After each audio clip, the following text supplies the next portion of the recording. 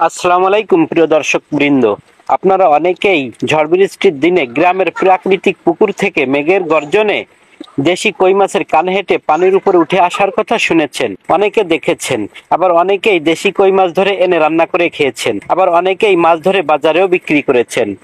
আজ সম্প্রতি ঘটে যাওয়া ঘূর্ণিঝড় রেমালের দিনে ঝড় বৃষ্টির সময় মেঘের গর্জনে গ্রামের প্রাকৃতিক পুকুর থেকে কানে হেঁটে উঠে আসা দেশি কই মাছ ধরা দেখব, চলুন দেখি। দর্শকবৃন্দ, কই মাছ বাংলাদেশের একটি দেশি মাছ অর্থাৎ লোকাল ফিশ, যার ইংরেজি নাম ক্লাইম্বিং ফিশ আর বৈজ্ঞানিক নাম গাঞ্জেটিক কই অর আনাবাস কবজিয়াস। দেশি কই মাছ খেতে অনেক সুস্বাদু। দেশি কই মাছ বাজারে যদি পাওয়া যায় সেক্ষেত্রে 500 থেকে 1000 টাকা পর্যন্ত কেজি হতে পারে। দেশি কই মাছ অনেকেই ভর্তা দিয়ে খান, অনেকে ভাজি করে খান, অনেকে ভুনে খান, অনেকে আবার তরকারি রান্না করেও খান। তবে সবচেয়ে বেশি ভালো লাগে ভর্তা করে খেলে। কচি লাউয়ের পাতা এবং কই মাছ ভর্তা মশলা দিয়ে সে কি স্বাদ, সেই স্বাদ দর্শকবৃন্দ। আপনারা যদি খেয়ে না থাকেন ট্রাই করে দেখতে পারেন। আমরা অনেকেই খেয়েছি, অনেকে জানি। দর্শকবৃন্দ, ভিডিওতে যে কই মাছটি দেখতে পাচ্ছেন সেটি গত বছরের মাছ। এর পেট ভর্তি ডিম।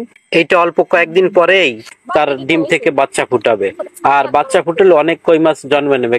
কিন্তু রেমালের প্রভাবে ঝড় বৃষ্টির দিনে মেঘের ডাকে কই মাছটি পানি থেকে উপরে উঠে এসেছে। এখন তার জীবন অনিশ্চিত। এখন মানুষের হাতে ধরা পড়ে গেছে। মানুষ তাকে ধরে আদর যত্ন করে রান্না করে মজা করে খাবে। তাই এর আর বাচ্চা ফুটানো হবে না আশা করা যায়। দর্শকবৃন্দ, ওটা ছাড়াও অন্য আরো কিছু মাছ দেখতে পাচ্ছেন যার বয়স একটু কম, আর এরা ডিম ভর্তি না। এরা এবছর বাচ্চা ফুটাতে পারবে না বলে ধরা যায়। কিন্তু ওই প্রথম মাছটি অনেক বড় এবং তার পেট ভর্তি ডিম, এবং সেই ডিমগুলি এখন যারা খাবে তারা খুব মজা করেই খাবে। দর্শকবৃন্দ, বাংলাদেশে প্রতি বছর বর্ষা মৌসুমে এই ঝড় বৃষ্টির দিনে মেঘের গর্জনে প্রাকৃতিক পুকুর থেকে, খালবিল থেকে এরকম অনেক কই মাছ পানি থেকে উপরে উঠে আসে, এবং যারা শখ করে ধরে এবং অনেকে যারা বাজারে বিক্রয় করে তারাও ধরে থাকেন এবং বাজারে বিক্রি করেন। দর্শকবৃন্দ, আমরা এভাবেই মূলত দেশি কই মাছ পেয়ে থাকি। আর অনেক সময় বর্ষা মৌসুম শেষে প্রাকৃতিক পুকুর, নদী নালা, খালবিল সেচে অনেকে আবার পানি খেচে কই মাছ ধরে থাকে। আবার অনেক সময় পানি থেকে বড়শি দিয়েও মাছ ধরা হয়, সেটাও আরেকটা মাছ ধরার সিস্টেম। বড়শিতে নালসের ডিম দিয়ে আধার বানিয়ে বড়শি দিয়ে কই মাছ শিকার, সেটাও বেশ মজার ব্যাপার।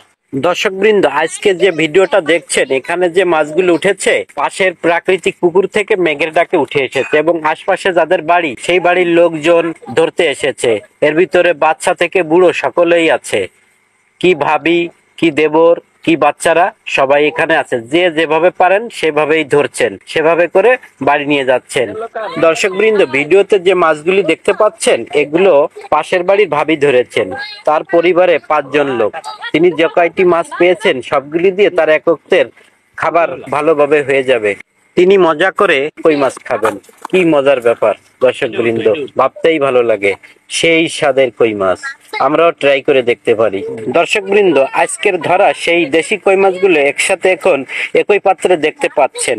দেখতে কতই না সুন্দর লাগছে।